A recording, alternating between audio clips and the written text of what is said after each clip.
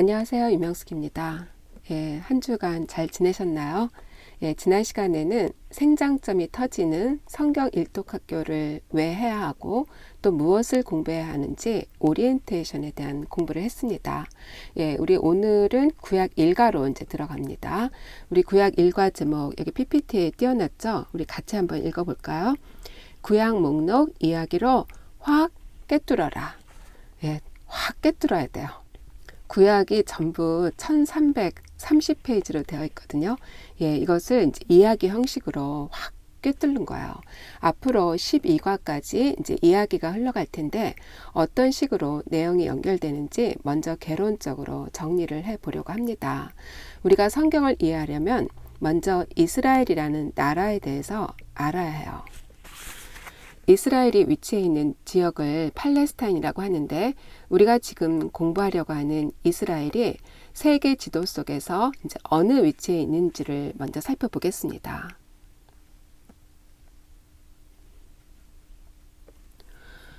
지금 여러분들 이 지도를 보시면은 이스라엘이란 나라는 이 박스 안에 있는 거거든요.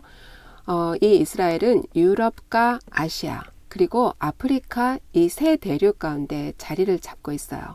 그래서 이것을 대륙 간지라고 이야기를 하고 또는 사이 땅, 영어로는 between land라고 합니다. 유럽에서 아시아를 갈 때나 그리고 아시아에서 아프리카를 가려고 해도 이 이스라엘을 지나지 않으면 갈 수가 없는 그런 땅이었어요. 물론 지금은 비행기를 타면 어디든지 갈 수 있잖아요. 하지만 구약시대에는 그렇지 않다는 거예요. 하나님께서 아브라함을 선택하셔서 그를 갈대아 우르에서 부르실 때 아브라함은 물론 가야 할 땅도 선택해 주신 거예요. 본토 친척 아비집을 떠나 내가 내게 지시할 땅으로 가라. 이렇게 말씀을 하셨기 때문에 그 땅은 하나님께서 선택하신 땅이고 하나님께서 약속하신 프라미스 랜드입니다.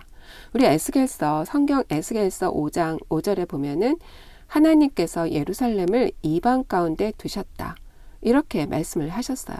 그렇다면 분명히 이방 가운데 이스라엘 나라를 두신 목적이 있을 거란 이야기죠. 그 나라는 강대국들 사이에 있었기 때문에 세계의 기류에 따라서 흔들릴 수밖에 없었고 또 어려움을 겪을 수밖에 없었어요. 그렇다면 하나님께서는 왜 그 땅으로 이스라엘 민족들을 보내셨을까요? 좀 더 좋은 환경으로 보낼 수도 있었잖아요. 그런데 왜 그렇게 힘든 곳을 선택하셨냐는 거죠. 이 팔레스타인 땅은 세계의 기류에 따라서 하나님을 의뢰하지 않고는 살 수 없는 그런 나라였어요. 그래서 하나님께서는 이렇게 말씀을 하셨죠. 너희는 강한 나라를 의지하지 마라. 철병거도 의지하지 말고 오직 여호와만을 의지하라. 어쩌면 그 땅은 하나님의 백성들을 훈련시키고 하나님의 백성들로 만들어 가시기에 가장 좋은 지형 조건을 가졌기 때문에 하나님께서는 그들을 그곳으로 인도하신 거예요. 우리는 이제 이런 생각을 갖고 구약을 훑어보기로 하겠습니다. 그런데 여기 또 하나의 지도가 있는데 이 지도는 구약의 무대에 위치하고 있는 현재의 국가는 어느 나라인지를 보여주고 있어요. 옛날 이제 구약의 무대에는 뭐 에돔, 두로, 시돈 이런 나라들이 쭉 주변에 위치해 있었잖아요. 그럼 현재의 국가는 어느 나라가 이 이스라엘 주변에 위치하고 있는지를 이 지도를 통해서 한번 보겠습니다. 지중해 이쪽을 보면은 터키가 넓게 자리를 차지하고 있어요. 그리고 지중해를 끼고 이스라엘이 여기 위치해 있고 그 위는 레바논, 또 오른쪽으로는 요르단, 위로 시리아, 또 여기 메소포타미아 문명권에 이라크 나라가 위치하고 있죠. 그리고 왼쪽으로는 이집트, 이 카스피의 밑쪽은 이란, 그리고 여기는 사우디아라비아. 어때요? 지금 이 지도 속에서 이스라엘이란 나라를 보니까 아까 위에서 설명해 드린 거 실감이 나시죠? 이스라엘은 이렇게 강대국들 사이에 껴있는 사이 땅, between land라고 말할 수 있습니다. 그러면 이제 이 성경의 배열이 어떻게 되어 있는지를 이제 보겠습니다.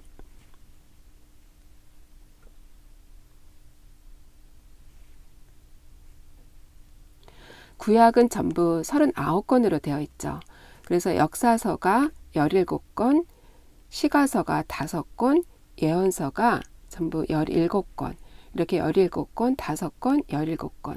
이렇게 저희가 성경을 공부하다 보면요, 굉장히 많은 부분이 이렇게 대칭 구조로 되어 있어요. 그래서 어떻게 보면 성경 공부하는 게 좀 더 쉬울 수가 있거든요. 이렇게 시가서가 5권 있고, 양쪽으로 역사서 17권, 예언서 17권. 외우기 쉽죠? 예, 그럼 먼저 역사서를 한번 보겠습니다. 지난 시간에 저희가 오리엔테이션을 공부하면서 성경이 그 순서대로 배열이 되어 있었다고 했나요? 이렇게 저희 역사서를 먼저 지금 보면은 역사서 17권 중에서 요 5권을 뭐라고 하나요? 모세오경이라고 하죠. 창세기, 출애굽기, 레위기, 민수기, 신명기. 이것을 모세오경이라고 하고 나머지 또 12권의 이제 역사서로 이렇게 구성이 되어 있습니다. 지난 시간에 이 역사서가 순서대로 되어 있지 않기 때문에 우리가 성경을 읽을 때 많은 혼동이 온다고 했어요. 그러면 이제 어떻게 이제 이 성경 목록이 순서가 엮여져 있는지를 한번 살펴보기로 하겠습니다. 창세기, 출애굽기는 역사가 이제 흘러가요. 그런데 레위기를 읽으시면 여러분들 어떤 느낌이 드셨나요? 좀 이렇게 이야기가 중복된다는 느낌도 들고 흘러가는 느낌이 들지 않으셨죠? 레위기는 모세가 출애굽을 하고 나서 시내산에서 하나님한테 법을 받아서 그 법의 내용을 기록한 책이에요. 그러니까 이 레위기는 머무는 성경 목록이라고 할 수가 있겠죠. 그리고 이제 민수기부터는 이제 이동을 해서 이제 광야 시대를 거치죠. 그러니까 민수기는 흘러가는 성경 목록입니다. 그런데 신명기는 어때요? 신명기는 모세가 모압 평지에서 광야 2세대들을 상대로 이제 고별 설교를 한 겁니다. 그러니까 신명기는 이 민수기에 포함이 된다고 할 수 있죠. 아까 레위기는 이 출애굽기에 포함이 된다고 할 수가 있고, 그리고 여호수아는 땅을 정복하는 이야기예요. 그리고 사사기는 이제 이스라엘 나라가 시작되는 이야기고, 그래서 여호수아 사사기는 이제 쭉 역사가 흘러간다고 볼 수가 있죠. 그러면 룻기는 어떤 성경 목록인가요? 룻기는 다윗을 찾아내는 족보 형식의 성경 목록이에요. 사사 기드온 시대 때 일어난 일이기 때문에 이 룻기는 사사기에 포함이 됩니다. 그리고 사무엘상하는 누구의 이야기죠? 사울과 다윗 왕의 이야기죠. 그러니까 이 부분도 역사는 흘러가고, 그리고 열왕기 상하는 사울과 다윗을 제외한 나머지 왕들의 이야기죠. 그러니까 이것도 역사가. 그리고 그 다음이 역대상하인데, 여러분들 역대상하 읽으시면서 어떤 느낌 드셨나요? 열왕기 상하하고 굉장히 많은 부분이 겹친다는 생각이 드셨죠. 이 역대상하는 포로 귀환 자들을 대상으로 에스라가 쓴 역사서예요.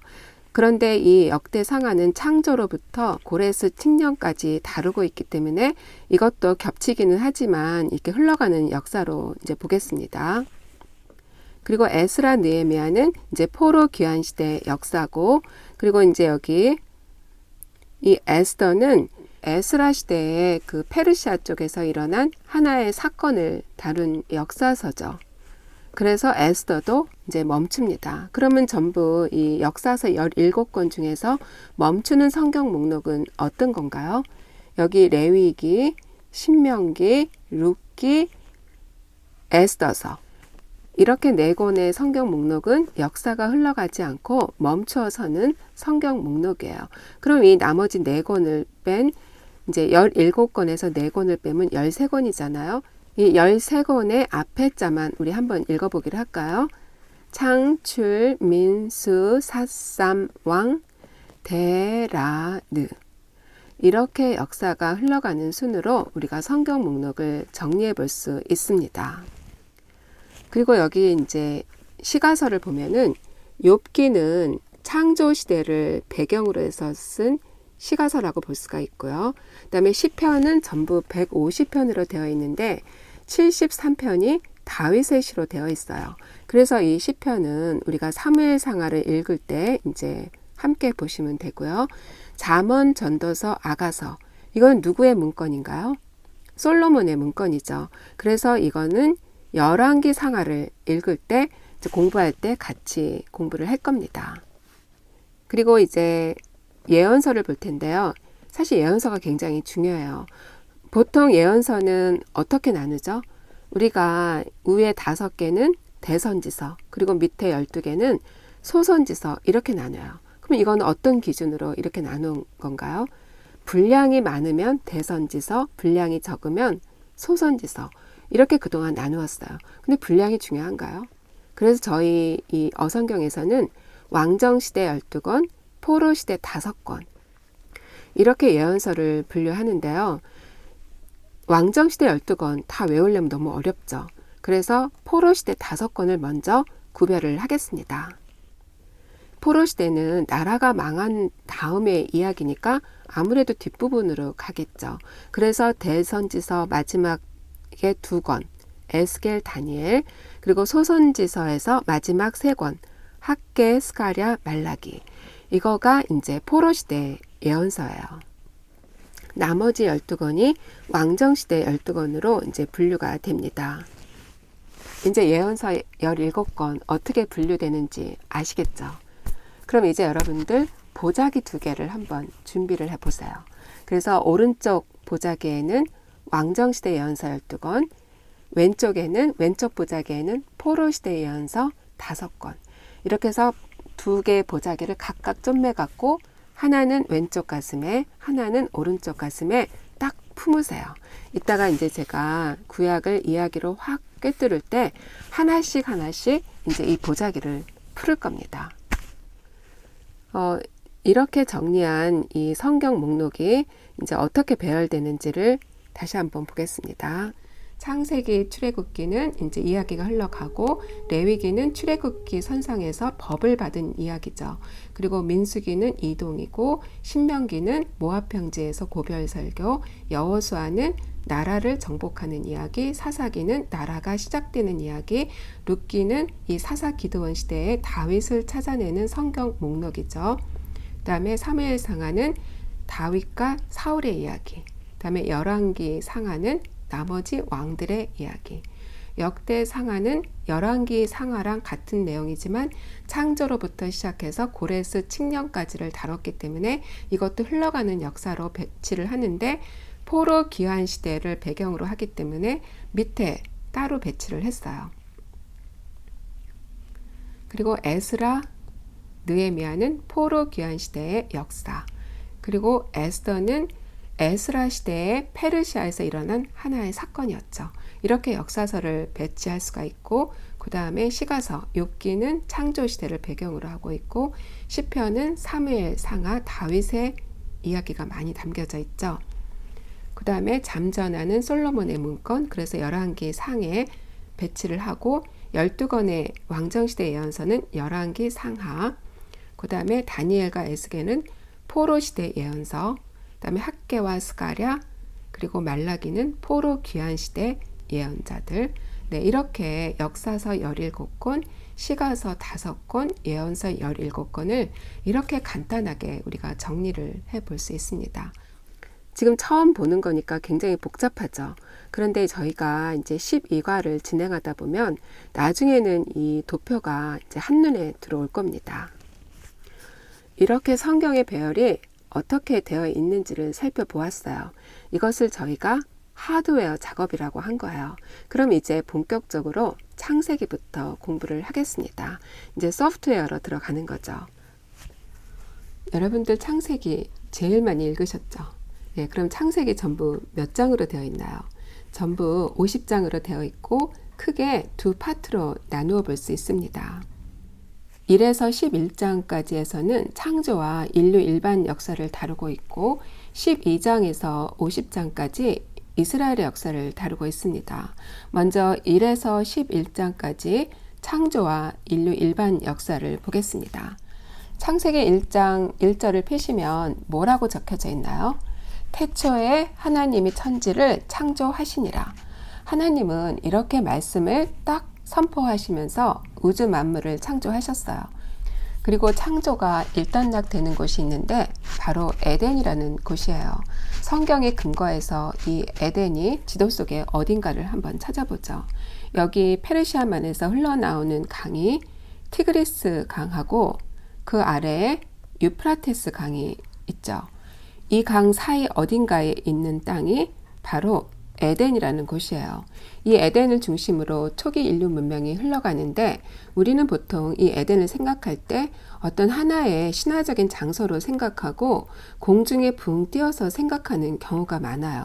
하지만 에덴이 실제적으로 이곳에 위치해 있다는 생각을 하시고 성경을 읽으면은 성경이 보다 더 실제적으로 다가온다는 거예요. 이 지역을 메소포타미아 문명 지역이라고 합니다. 우리 학교에서 배운 거 기억나시죠? 유프라테스 강과 티그리스 강을 중심으로 발전한 문명을 메소포타미아 문명이라고 합니다. 성경은 이때 어떤 일들이 있었는지를 아주 정확하게 말해주고 있습니다. 특히 이 부분에 생장점 포인트 주제들이 가득 담겨져 있어요.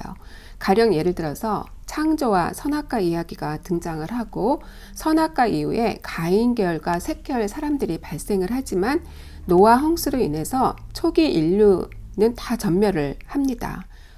홍수 후에 노아의 아들 세 사람 누군가요? 함, 셋, 야벳이죠.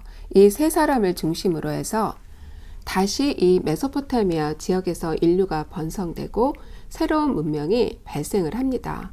그리고 나서 바벨탑 사건이 일어나는데 이 사건으로 인해서 하나님께서 언어를 혼잡하게 하시고 이들을 흩으셔요. 그래서 아시아, 유럽, 아프리카 일대로 흩어져서 각기 다른 민족을 이루고 번성해 나가는 모습을 볼 수 있습니다.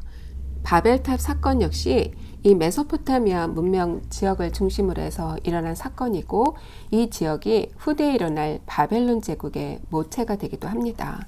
두 번째 파트는 12장에서 50장까지 여기서는 이스라엘 역사를 다루고 있습니다. 진정한 통치자는 창조주 하나님인데 이 메소포타미아 문명권에서는 하나님을 무시한 채로 힘있는 자들이 나타나서 왕노릇을 하고 있었어요. 이 모습을 본 하나님 어떤 마음이 드셨을까요? 나도 내 나라를 세워야겠다. 내 나라를 잘 세워서 내가 창조주고 또 내가 역사를 주관하는 하나님이라는 것을 가르쳐주고 세상 모든 나라가 이 나라를 통해서 복을 받게끔 해줘야겠다. 이런 마음이 드셨겠죠. 그래서 하나님도 나라를 세우고자 하셨어요. 힘으로 다스리는 메소포타미아 문명은 점점 커가는데 하나님도 가만히 계실 수가 없었던 겁니다. 그래서 하나님은 이 메소포타미아 지역 갈대아 우르에서 아브라함 한 사람을 불러내십니다. 본터 친척 아비집을 떠나 내가 내게 지시할 땅으로 가라. 그 땅이 어디냐 하면 바로 이 팔레스타인 땅이었어요. 우르에서 하란으로 그리고 하란을 거쳐서 팔레스타인 땅으로 옵니다. 여기서 아브라함은 이제 이삭을 낳고 이삭은 야곱을 낳고 야곱은 12아들을 낳았어요. 이 야곱의 12아들이 어느덧 70명의 식구가 된 겁니다. 그런데 이 야곱의 12아들 중에서 요셉이 형들의 시기를 받고 에집트의 노예로 팔려갔어요. 하지만 노예로 팔려간 요셉은 오히려 그곳에서 총리가 됩니다. 마침 그때 온 땅에 기근이 들면서 팔레스타인 땅에서 살고 있던 야곱의 식구 70명은 요셉의 도움으로 애굽으로 이주를 하게 되죠. 에덴에서 시작한 이 창세기는 갈대아우르에서 아브라함을 불러내고 팔레스타인으로 이동을 했다가 이집트로 이주하는 장면으로 끝이 납니다. 지도로 본 창세기 1장에서 50장까지의 모습이에요. 이렇게 창세기는 야곱의 식구 70명이 애굽에 들어가는 장면으로 끝이 납니다. 그런데 출애굽기에 와서 보니까 70명으로 이주를 해왔는데 아브라함의 식구가 250만 명으로 늘어나게 되었어요. 그래서 바로는 자기네 나라 국민보다 더 많다는 이야기를 합니다. 정말 많았겠어요? 그만큼 국민들이 많아졌다는 거죠.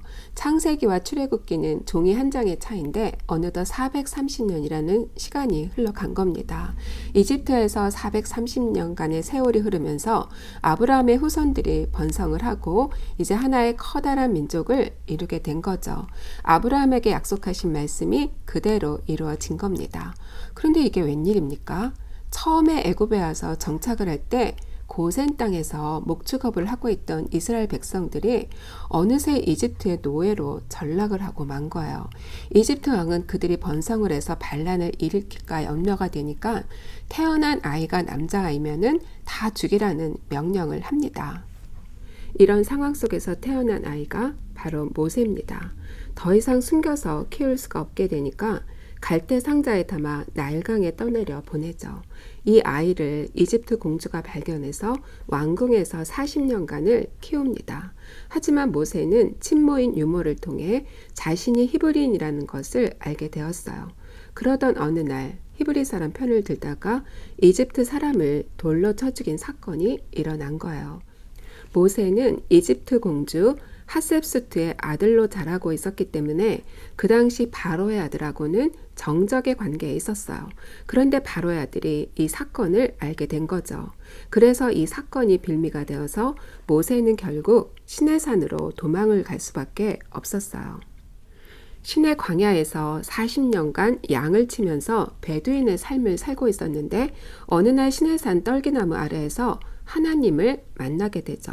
그동안 모세가 생각하고 있었던 하나님은 그저 아브라함의 하나님, 이삭의 하나님, 야곱의 하나님이었던 거예요. 그런데 그 하나님을 직접 만나게 된 거죠. 그래서 그는 묻습니다. 당신은 누구십니까? 그때 하나님이 뭐라고 하시나요? 나는 스스로 있는 자다. 영어로는 I am who I am. 그런데 이 히브리어에는 현재형은 없고 현재 완료형만 있다고 합니다. 이 히브리 원어를 영어로 해석을 해보면 I will be who I will be. 앞으로 되어질 일을 통해서 너는 나를 알게 될 거다. 이런 뜻인 거예요. 이렇게 하나님은 모세에게 자신을 introduce 하셨어요. 이제까지 엘로힘, 엘리온, 엘샤다이 이런 초월적인 존재 하나님으로만 인식하고 있었던 모세에게 이제 내가 너와 함께 가겠다. 내 안에 내재하시는 하나님, 샤케나의 하나님으로 인식이 되면서 자기 백성을 노예로부터 해방시켜야 한다는 사명을 자각하게 됩니다. 아브라함에게 하셨던 그 언약을 이루고야 마시는 하나님을 발견하게 된 거죠. 이때가 광야 생활을 시작한 지 40년이 되었을 때였는데 그는 백성들을 데리러 이집트로 갑니다. 그리고 10가지 재앙을 통해 출애굽을 하고 2개월 만에 다시 시내산으로 돌아오는 거예요. 이렇게 백성들을 데리고 시내 광야에 돌아와서 11개월을 광야에서 같이 지내게 되는데 이때 하나님은 이스라엘 백성 전체하고 언약을 맺습니다. 그리고 시내산에서 법을 주시죠. 왜냐하면 이제 인구가 250만 명이나 되었잖아요. 그냥 오합지졸로 갈 수는 없었던 거예요. 국민을 다스리기 위해서는 법이 필요했던 거죠. 하나님은 먼저 십계명으로 아주 간단한 요약본을 주셨어요. 그리고 나서 민법, 상법, 형법 이런 자세한 법도 주십니다. 그리고 하나님은 늘 그들과 함께 동거하며 같이 가겠다는 약속을 하셨는데 그 표식으로 성막을 만들라고 하시죠. 하나님의 임재를 가시적으로 보여주시겠다는 겁니다. 그런데 그들이 성막 만드는 법을 알았겠어요? 하나님은 어떻게 성막을 만들어야 하는지 디테일한 디자인까지 다 해주셨어요. 그래서 백성들은 그 매뉴얼에 따라 만들기만 하면 되었어요. 사실 이스라엘 백성뿐 아니라 모세조차도 디테일한 매뉴얼이나 민법, 상법, 형법, 제사법 이런 자세한 것들은 처음 듣는 것이었어요. 한 번 들은 것들은 다 기억할 수 없기 때문에 하나님은 그것들을 기록해서 남기라고 하셨죠.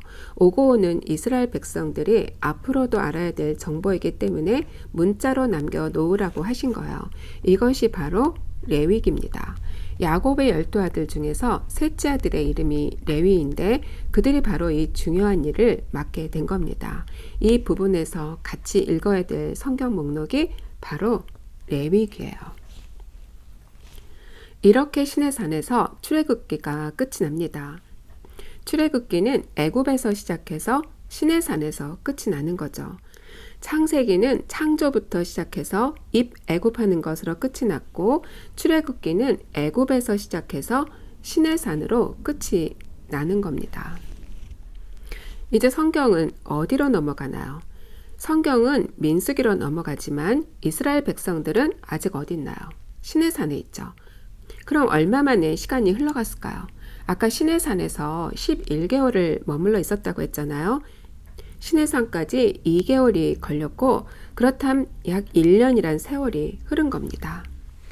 이제 그들은 유월절을 지켜야만 했습니다. 유월절은 어떤 사건이었나요? 하나님은 출애굽 당시 마지막 10번째 재앙을 일으켰을 때 장자들은 다 죽는다고 하셨어요. 하지만 어린 양을 죽여서 그 피를 문설주에 바르면 Passover, 넘어간다고 했죠. 그래서 이 사건을 유월절이라고 하고 1년이 지나서 그날을 기념한 겁니다. 이스라엘 민족의 정체성을 규명하는 하나의 커다란 사건이었어요. 그래서 이스라엘 백성들은 이 유월절을 자기네들 나라의 하나의 출발점으로 생각하고 명절로 크게 지킵니다. 이렇게 유월절을 지키고 하나님께서는 이제 인구조사를 하라고 명하십니다. 왜 그러셨을까요? 하나님은 이 시점에서 왜 인구조사를 하라고 하신 걸까요? 아까 메소포타미아 문명권에서 힘 있는 자들이 왕노릇 하는 걸 보고 하나님 어떤 생각하셨어요? 나도 내 나라 이스라엘을 만들어야겠다. 하나님은 이스라엘 나라를 세우고자 하셨어요. 그럼 나라를 만들려면 뭐가 필요할까요? 국민, 주권, 영토. 바로 이 세 가지 요소가 필요한 겁니다. 그럼 이 셋 중에서 그동안 무엇이 형성이 되었나요? 창세기를 통해서 국민을 만들었고 출애굽기를 통해서는 법을 주셨어요. 그럼 이제 그들은 뭘 해야 할까요? 하나님이 지시하시는 그 땅으로 가야만 했어요. 영토를 향해서 가야만 했던 겁니다. 그래서 인구조사를 하라고 시키신 거죠. 이제까지는 오합지졸로 다 섞여서 이동을 했지만 앞으로는 분명한 목표가 있잖아요. 하나님이 가라 하시는 그곳으로 가기 위해서는 질서정연한 병력 시스템이 필요했던 거예요.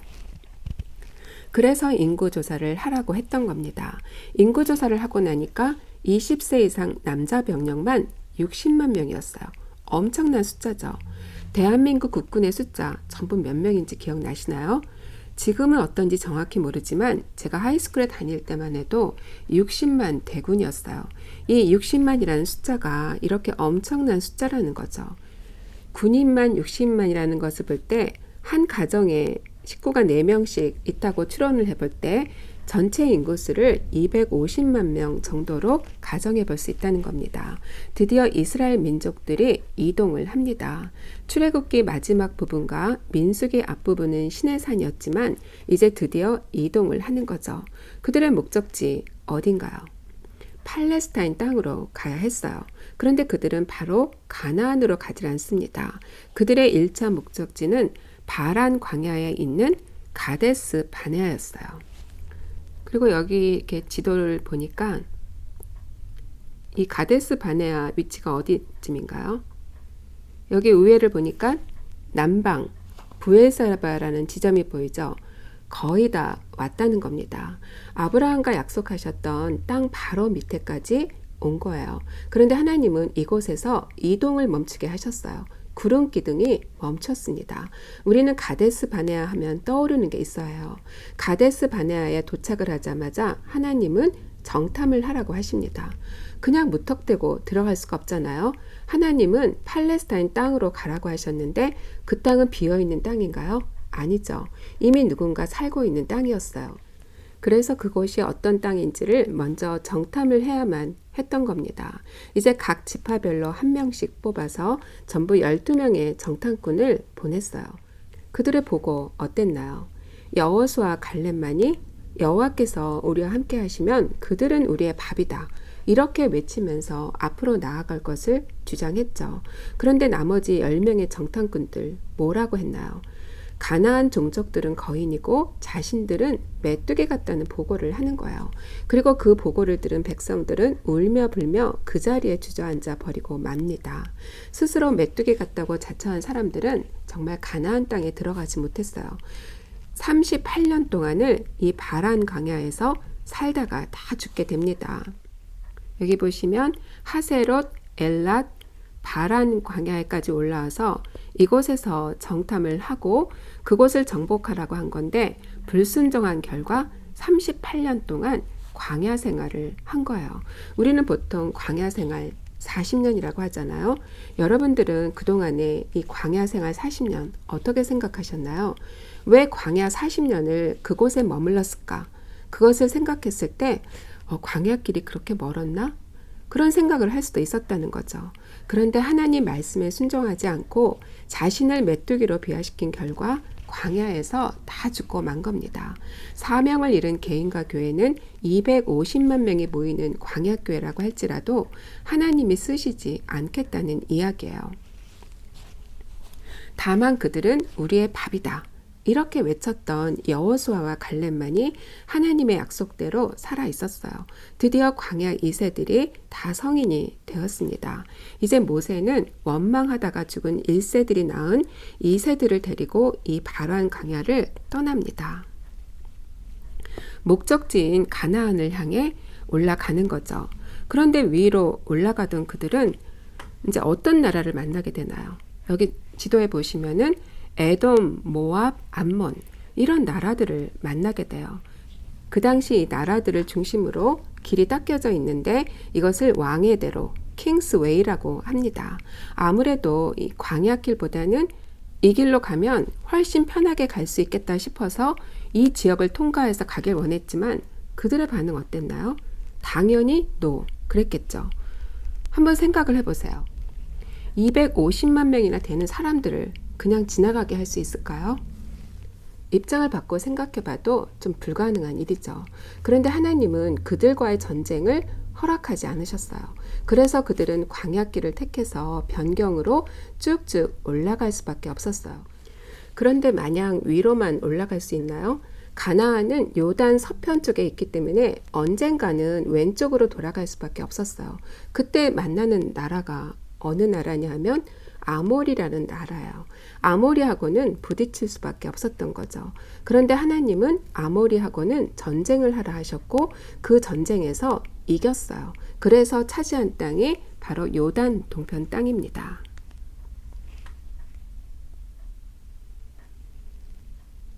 여기 보시면 갈릴리 호수가 있고요.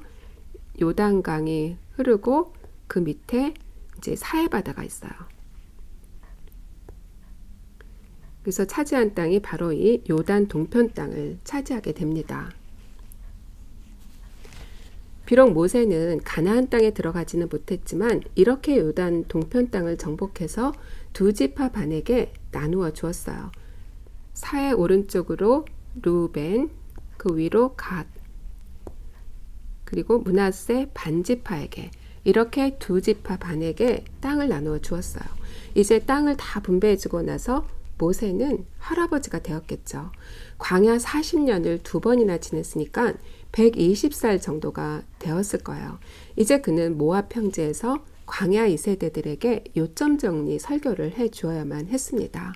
광야 2세대들은 지나온 과거 역사를 잘 모르기 때문에 요점 정리를 해서 알려주고 오고 오는 후손들도 이스라엘의 과거 역사를 알아야 하기 때문에 하나님은 모세에게 그것을 기록하라고 명하십니다. 이렇게 해서 신명기가 발생을 하는 거예요. 신명기는 한마디로 모세의 고별 설교입니다.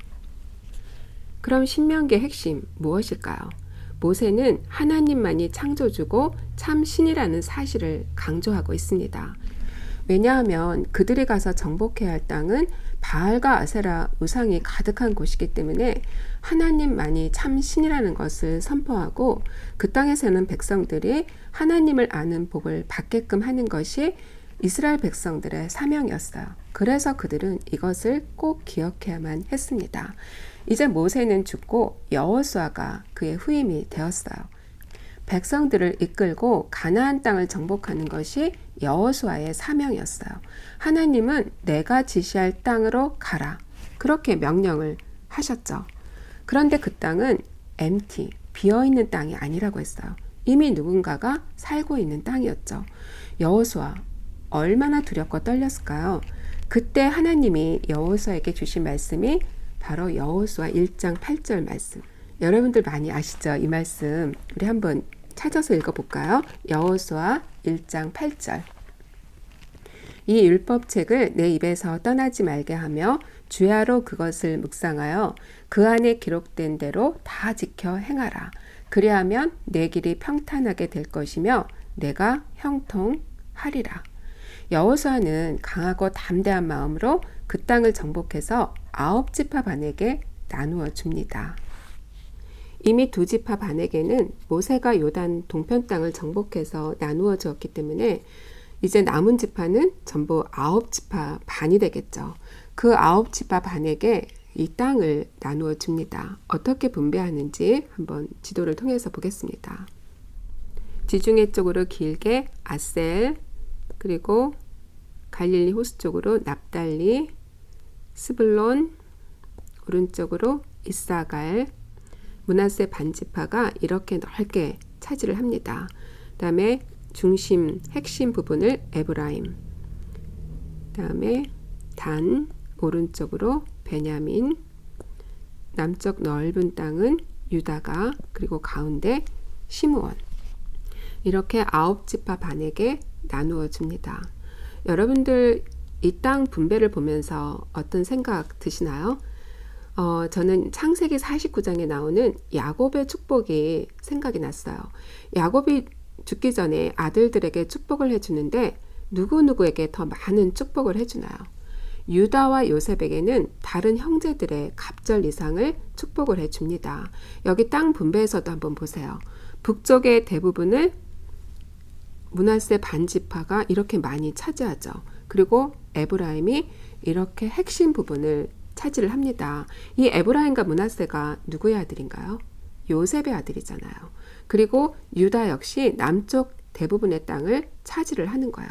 그러니까 그때 야곱이 축복했던 유다와 요셉이 이렇게 많은 땅을 차지를 합니다. 하나님의 약속의 말씀이 그대로 실현되는 걸 우리가 이렇게 역사를 통해서 볼 수가 있습니다. 이렇게 모세가 요단 동편 땅을 정복해서 2지파 반에게, 그리고 여호수아가 요단 서편 땅을 정복해서 9지파 반에게 나누어 준 거예요. 이렇게 창세기, 출애굽기, 민수기, 여호수아를 거치면서 국민과 법, 영토를 갖추고 이제 이스라엘은 명실공히 나라의 모습을 갖추게 됩니다. 이 가나안 땅은 오래전에 아브라함과 이삭, 야곱이 살던 곳이었죠. 다시 돌아오게 된 거예요. 이제 이동 문화에서 정착 문화로 바뀌게 되고 성경은 사사기로 넘어옵니다. 노장 여호수아가 죽고 장로들도 다 죽었어요. 백성들은 우상을 섬기고 이스라엘은 혼돈 가운데 빠집니다. 본래 이 땅의 주인이었던 원주민들이 호시탐탐 기회를 엿보면서 다시 땅을 차지하려고 역침입을 해오면서 전쟁의 사이클이 계속 됩니다.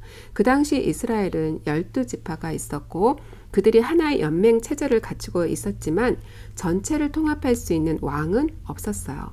전쟁이 나서 백성들이 부르짖으면 그때 하나님께서는 사사라고 하는 임시 방편의 지도자를 일으켜서 백성들을 구원해 주셨어요. 하지만 백성들은 힘있는 왕을 원하는 무드였죠. 주변 나라처럼 힘있고 강력한 왕을 원했던 겁니다. 사실 진짜 왕 누군가요? 하나님이세요.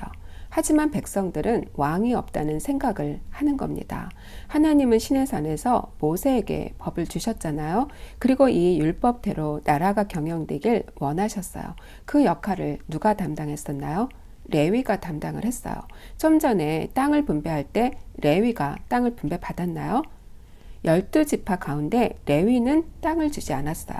땅을 분배받지 않고 그 대신 48개의 성읍에 흩어져 살면서 하나님의 말씀을 잘 연구하고 그것을 백성들한테 잘 가르쳐서 백성들로 하여금 하나님 나라를 이루게 하는 것이 그들의 임무였어요. 그런데 이 레위들이 잘했나요? 엉망인 삶을 살고 만 겁니다. 사사기 뒷부분에 보면은 레위 첩사건과 미가 신상 사건, 이 두 사건이 소개되고 있는데 사사기의 사관은 이 두 사건을 통해서 이러한 레위들을 고발하고 있습니다. 레위들이 그렇게 엉망인 삶을 살았기 때문에 나라는 결국 무정부 상태의 모습을 보이게 된다는 거죠. 이것이 사사시대의 모습이에요. 그렇기 때문에 사사기 제일 마지막 부분에 보면은 그때 왕이 없었으므로 사람들이 자기의 소견에 옳은 대로 행하였더라. 이런 말이 있는 겁니다. 그런데 하나님도 나름 계산이 있으셨어요. 하나님 마음에 합한 왕이 통치를 하면 하나님이 통치하는 것과 마찬가지가 되니까 하나님을 왕으로 인정하는 대리 통치자가 왕이 되어야 한다는 생각을 갖고 계셨어요. 그 대리 통치자가 바로 다윗이라는 겁니다. 정말 왕을 원한다면 너희들은 다윗처럼 해야 한다. 하나의 모델을 만드신 거죠. 사사 기드온 시절에 룻기 이야기가 등장을 하는데 사사기의 암울한 정황 속에서 다윗을 찾아내는 족보 형식의 성경 목록입니다.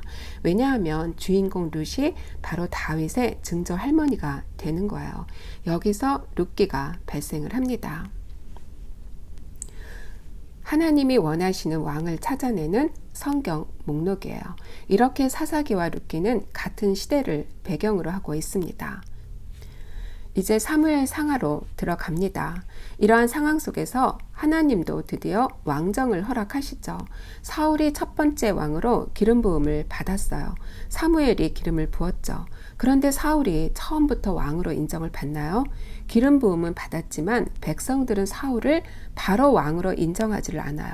왜냐하면 그때까지도 사사시대잖아요. 아직 왕정시대로 넘어가기 전이었어요.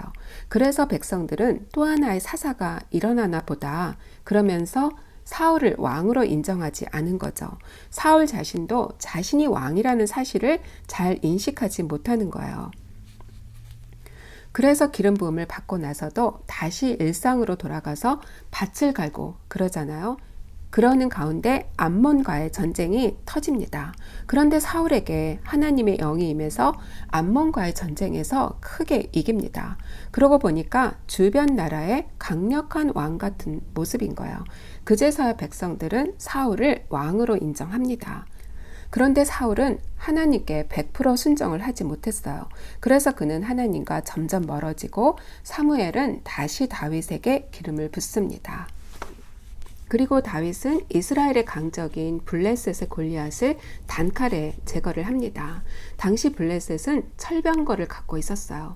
여호수아도 제거하지 못했던 자이언트로 세상 나라의 대표적인 왕상이었죠. 이런 골리앗을 다윗이 제거하니까 사울은 다윗을 시기하게 되었어요. 사울은 천천히요, 다윗은 만만히요. 이렇게 백성들이 칭송을 하니까 사울은 다윗을 점점 더 시기하게 되고 다윗은 사울을 피해서 망명생활을 시작하게 됩니다. 이렇게 다윗의 왕이 되기 전까지의 이야기와 사울의 통치 이야기가 사무엘 상에 기록이 되어 있습니다. 드디어 사울은 블레셋과 길보아에서 전쟁을 하는 중에 죽습니다. 사울이 죽고 다윗은 헤브론에서 유다 지파만의 지지를 받고 왕이 됩니다. 그리고 북쪽에서는 사울의 아들 이스보셋이 왕이 되지만 얼마 지나지 않아 부하에 의해서 살해가 되고 다윗이 온 이스라엘의 지지를 받아 통일 왕국을 이루게 됩니다. 통일 왕국을 다스리게 된 다윗은 주변국과 계속 정복 전쟁을 해서 영토를 3배나 늘려가게 되죠. 이렇게 다윗이 왕이 되고 난 이후의 이야기가 사무엘 하에 기록이 되어 있습니다. 다윗은 이스라엘 역사 중에서 가장 클라이막스를 이룹니다. 전에도 없었고 후에도 없는 그런 치정을 이루는 거죠.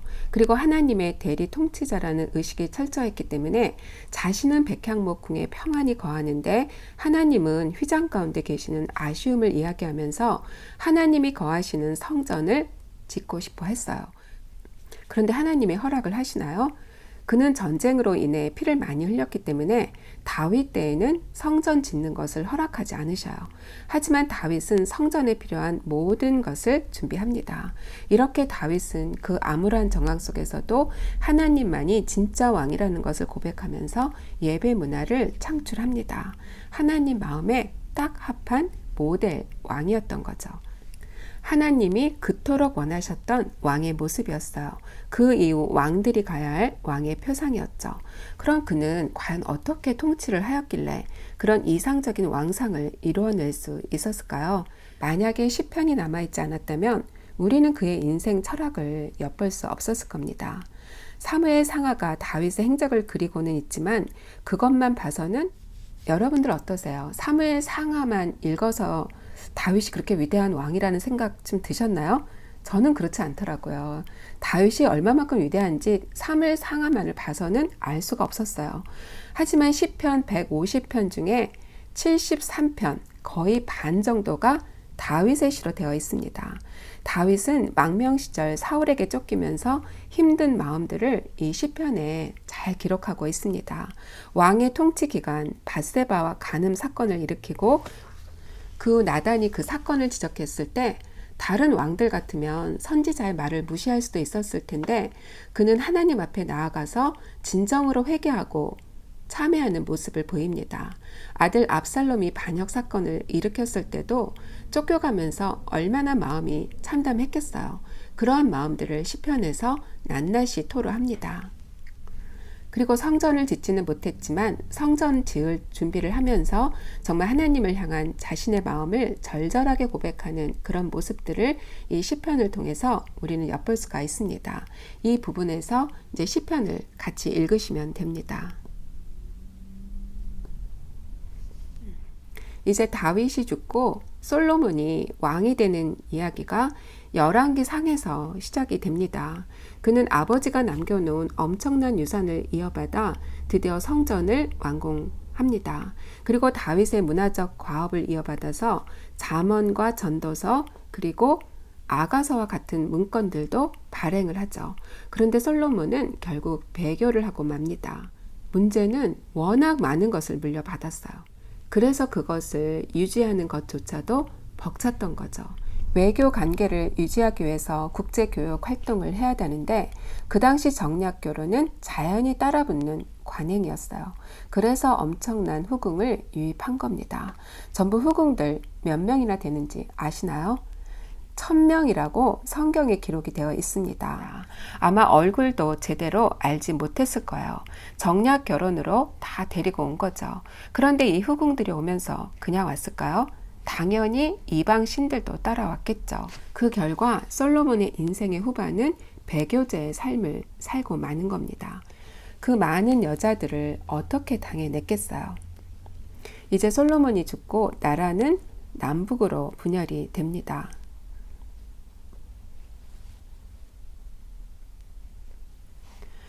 솔로몬의 부하 여로보암이 반역을 일으키죠. 여로보암은 이 당시 노역을 담당했으니까 요즘으로 치면 노동부 장관이라고 할까요? 그런 역할을 담당했던 사람이었는데 반역을 일으킨 거예요. 그래서 분열 왕국 체제가 되지만 이 분열의 골은 왕정시대 초기부터 있었어요.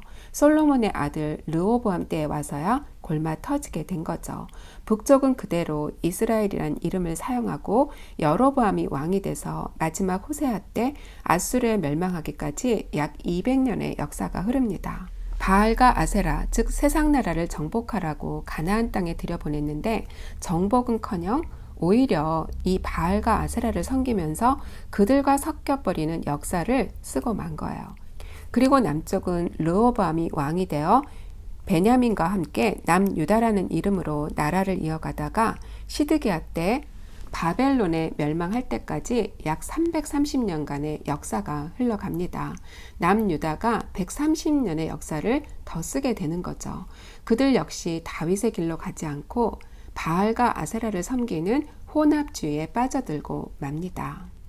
왕정시대 말기의 역사는 열왕기 하에 기록이 되어 있습니다. 이때 새로운 리더들이 등장을 하는데 바로 예언자라고 불리는 사람들이에요. 다윗처럼 하나님만이 참 왕이시라는 것을 인정하고 자신은 대리 통치자임을 고백해야 되는데 대부분의 왕들은 그러지를 못했어요.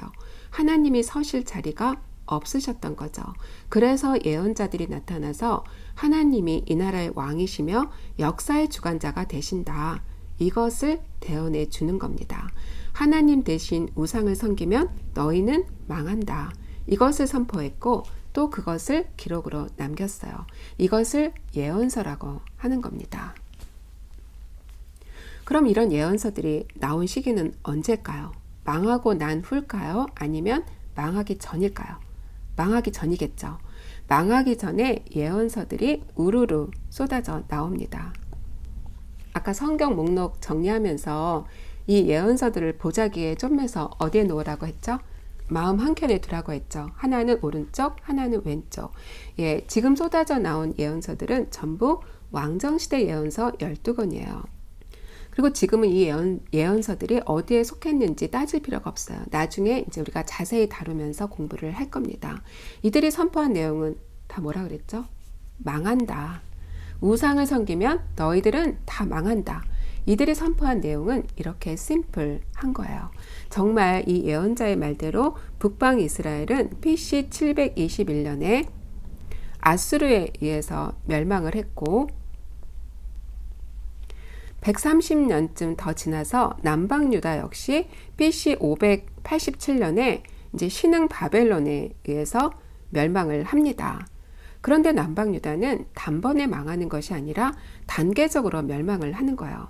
그러는 어간에 포로들이 바벨론에 끌려가서 백성들은 두 군데로 나뉘어서 살게 되죠. 아직 본국에 남아있는 사람도 있고 바벨론에 붙잡혀간 사람도 있고 그래서 유다 말기는 무대 A가 예루살렘, 무대 B는 바벨론 이렇게 무대가 두 개가 있다고 생각을 하면서 성경을 읽으시면은 이 성경이 보다 더 입체적으로 보이게 됩니다. 본국 유다에서는 선지자 예레미야가 활동을 하고 있었어요. 지금 당장은 바벨론에게 멸망을 하지만 70년 만에 다시 돌아올 것을 예언하면서 세상의 흥망성쇠를 쥐고 있는 여호와만을 신뢰할 것을 눈물로 호소하고 있었죠. 그래서 이 예레미야를 뭐라고 부르나요? 눈물의 선지자 예레미야라고 부르죠. 한편 무대 B에서는 다니엘과 에스겔이 활동을 합니다. 다니엘은 언제 포로로 끌려갔나요? BC 605년 2차 갈그미스 전투에서 바벨론이 승리하면서 유다까지 밀고 들어왔어요. 그때 젊고 유능한 사람들을 포로로 붙잡아 갔는데 그 중에 대표적인 인물이 다니엘이었어요. 이때가 1차 예루살렘 침공입니다. 또한 에스겔은 BC 597년 2차 예루살렘 침공 때 붙잡혀가서 이 두 사람은 바벨론에서 활동을 한 겁니다. 에스겔 역시 지금 너희들은 벌을 받고 있는 거다. 하지만 반드시 회복이 된다. 심판하시나 구원하신다는 회복의 메시지를 선포하고 있었습니다. 비록 바벨론에 포로로 끌려왔지만 왕궁의 미래학자로 세계사에 관련된 제국의 역사를 예언하고 그것들을 기록으로 남겨놓았어요.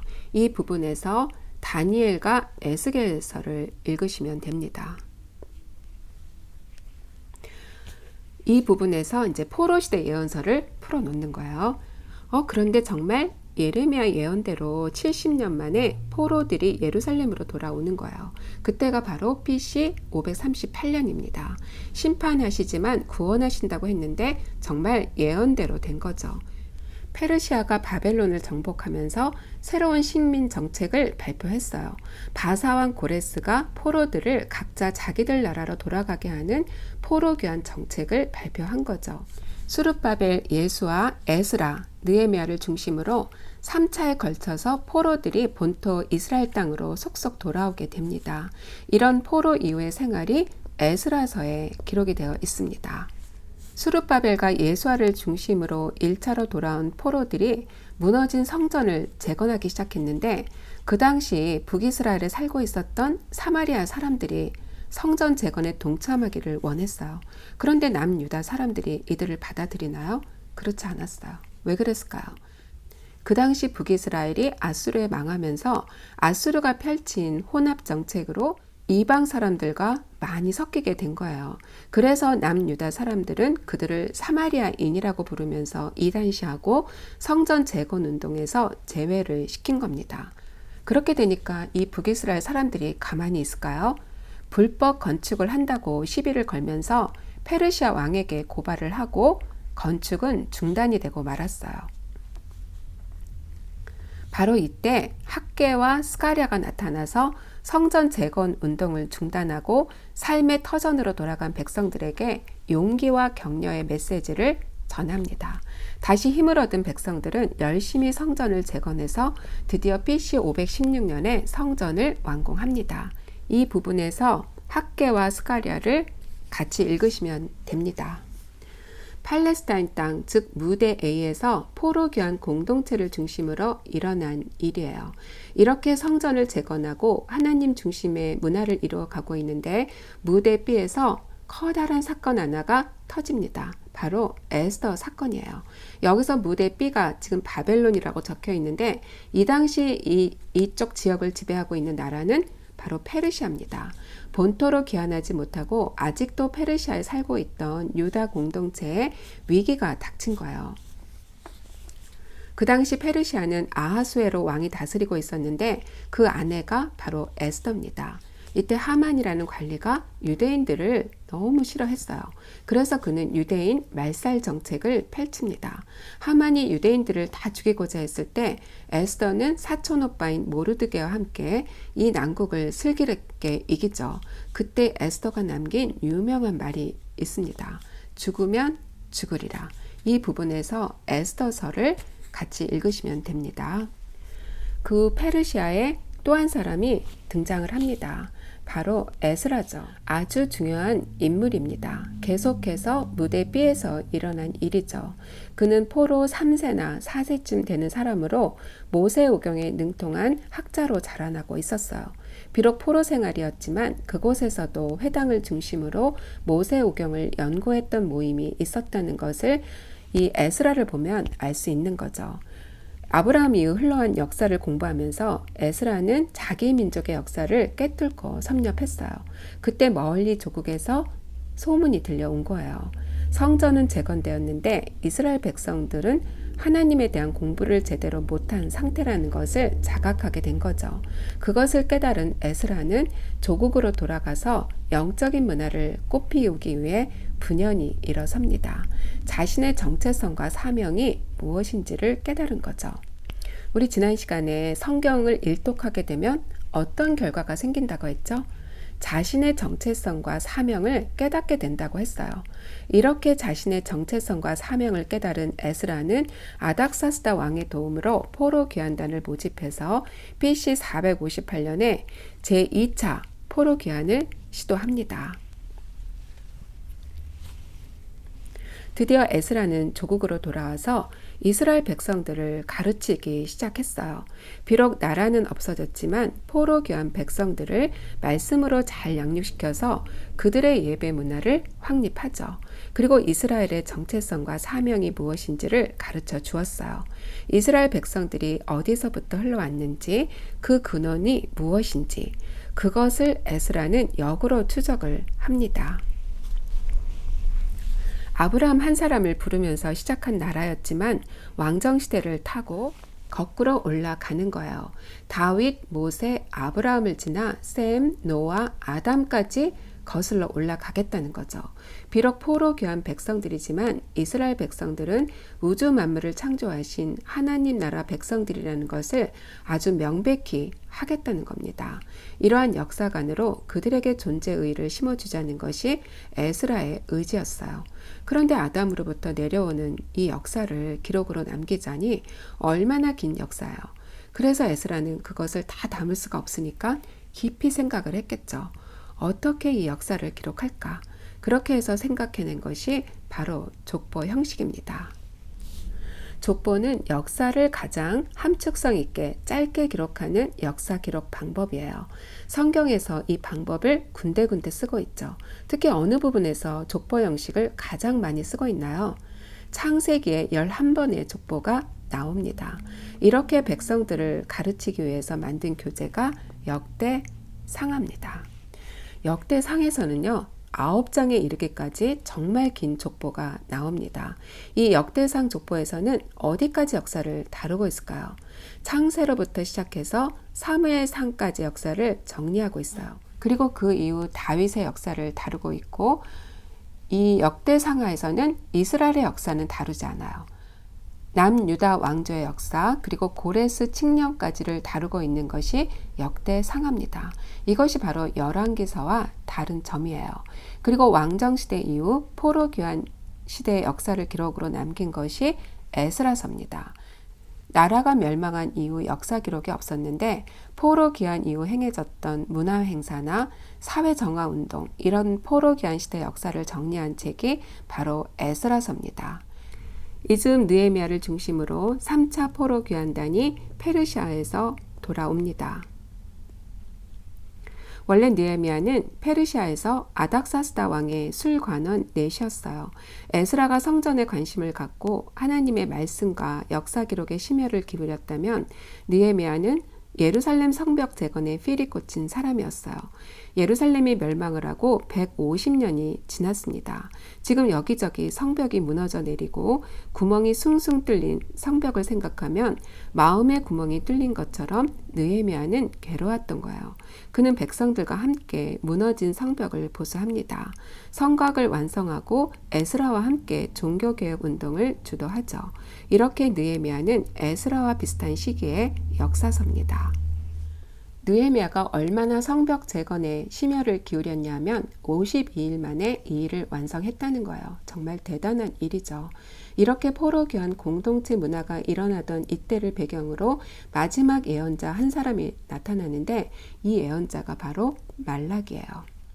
성전 재건할 때 나타났던 학개와 스가랴에 이어서 세 번째로 활동한 예언자죠.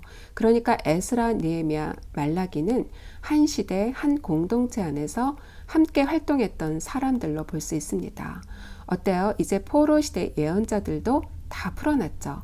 이렇게 왕정시대와 포로시대 예언자들이 확연히 구별이 되는 겁니다. 이제 말라기는 길고도 긴 구약을 마무리합니다. 에스라 포로 귀환 공동체가 구약의 마지막 무대고 그 당시 사람들에게 마지막 메시지를 전하는 사람이 말라기니까 말라기가 구약 전체를 마무리하는 예언자가 되는 셈이죠. 그럼 그의 마지막 메시지 무엇일까요? 그는 여전히 레위들을 고발하고 있습니다. 사사시대에도 레위가 문제였고 왕정시대 말기에도 거짓 선지자들이 많았고 포로 귀환 후에 성전은 재건되었지만 여전히 깨끗한 제물을 바치고 있지 않는 레위들의 모습을 발견하게 된 겁니다.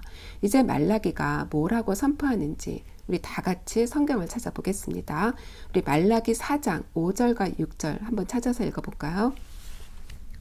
보라, 여호와의 크고 두려운 날이 이르기 전에 내가 선지자 엘리야를 너희에게 보내리니 그가 아버지의 마음을 자녀에게로 돌이키게 하고 자녀들의 마음을 그들의 아버지에게로 돌이키게 하리라.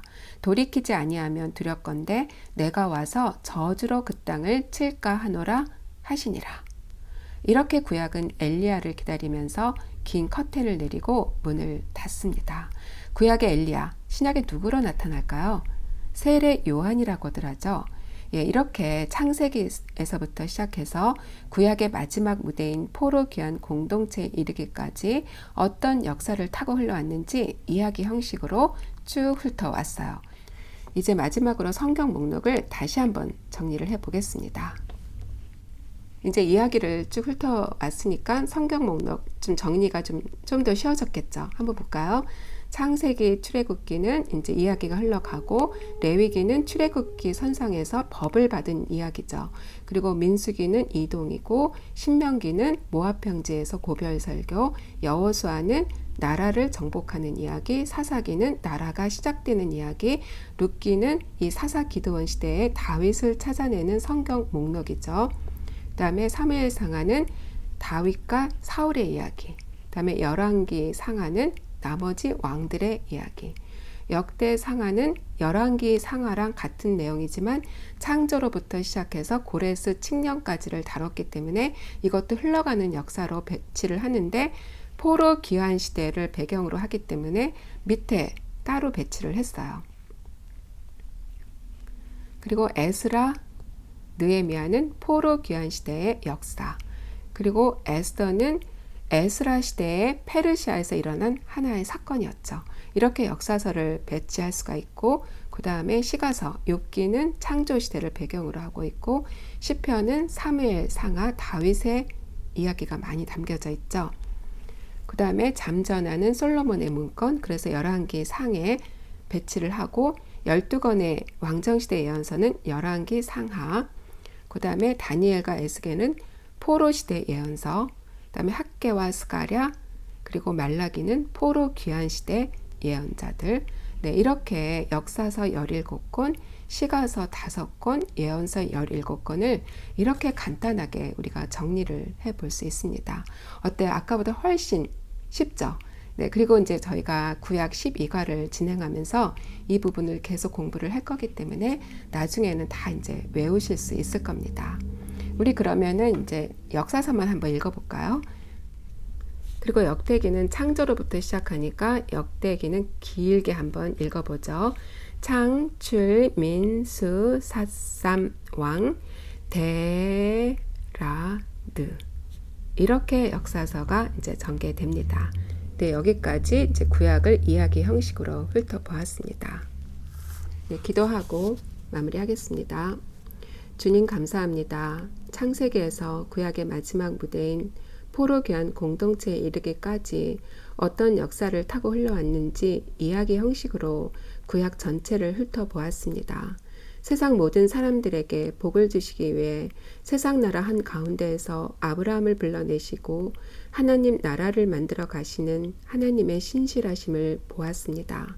다윗을 통해서는 하나님 나라의 극치도 보여주시고 하나님 나라 백성의 정체성과 사명이 무엇인지도 보여주셨습니다.